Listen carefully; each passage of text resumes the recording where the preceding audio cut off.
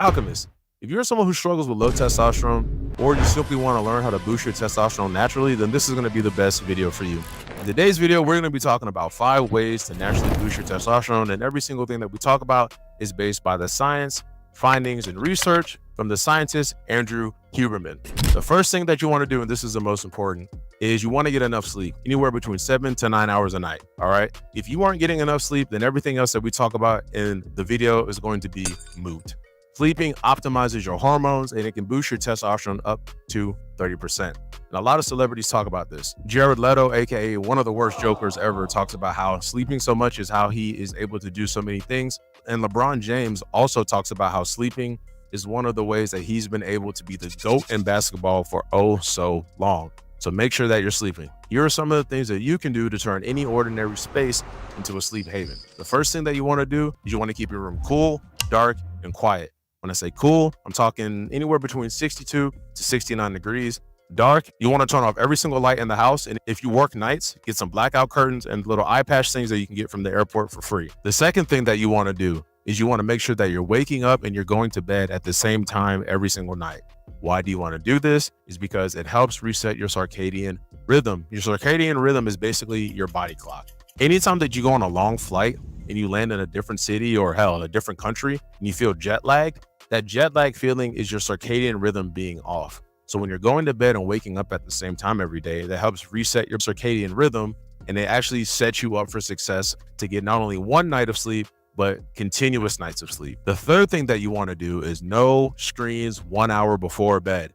No TV, no cell phone, no laptop, nothing that can emit blue light. And last but not least is you want to read a book to substitute not being on your phone. Read a book, listen to some meditation music, or do how I do and just do both. I'll have a YouTube playlist going in the background while I'm reading a book, and it helps me drift off to sleep just fine. Quiet, I mean, you want to turn off any external chatter and internal chatter. And when we talk about reducing stress, we're going to be talking more and more about how to actually reduce that internal chatter. The second thing that you want to do is quiet that internal chatter and reduce your stress. Here's a quick math equation for you. More stress equals more cortisol. More cortisol equals less testosterone. That is not what we're trying to do. We're not trying to have less testosterone. We're trying to have more. So you need to reduce your stress levels. Here are some ways that you could do that. You can meditate. You can journal, you can try deep breathing techniques. There's a bunch of different ways to go about meditating. It's all over YouTube. People have done very good jobs at doing this. You also have celebrities such as Hugh Jackman, aka Wolverine, and Oprah that talk about the helpfulness of meditating. For me personally, I'm not a huge fan of meditation. I understand its importance, but I do love journaling, getting all my thoughts down on paper so then I can come up with a game plan, bullet point by bullet point, on how exactly I'm going to solve each problem that I just came up with. So meditation is good, but I prefer journaling. As far as the breathing techniques go, there's one breathing technique that I actually learned while I was studying sexual mastery, and that is 4 seconds in, hold for 7 seconds, 8 seconds out. So again, it's 4 seconds in, hold for 7 seconds, 8 seconds out. Pause the video right now and give it a shot. We talked about reducing stress. Now we're moving on to having a healthy diet. When I say healthy diet, no McDonald's, no sugars, no starches, none of that. Look at it like this. Let's say you've been reducing your stress levels and you've had great sleep. So when you wake up, your testosterone level is at 100%. Every time you eat sugary processed foods, you can look at that as taking like 1%, 5%, or 10% away from your overall testosterone throughout the day. You want to eat foods that are super rich in zinc and magnesium, such as eggs, leafy greens, fatty fish, things of that nature. That goes for drinks as well. If you're eating, let's say, baked salmon and quinoa and asparagus, but you're having 2 Diet Cokes with it, well, you're kind of defeating the purpose now, aren't you? Substitute those fizzy drinks for carbonated water, flavored carbonated water. We're not animals, people. We're not animals. Flavored carbonated water or just regular water, that's going to keep you far more hydrated throughout the day, and it's going to make you feel better. Here's a quick basic diet plan that I would follow if I was new and I didn't know anything. The first thing I would do for breakfast, I'd have like a 3-egg omelet with maybe some cheese, some spinach, water on the side, and then I throw in some avocados just because I like avocados. For lunch, I might have something like baked chicken and quinoa. And then for dinner, I'd have something like baked salmon, asparagus, and rice, something like that. Something real basic. It's not hard to cook any of these things, but it will definitely make a difference if it is a lifestyle change that you are considering making. For example, I remember back in 2017, I was vegan. So I was not eating the proper nutrients that I should have been eating at all at that time. I was eating a lot of processed foods. I was eating a lot of Oreos, a lot of things that said that they were vegan. And in my mind, vegan meant healthy, but it really wasn't.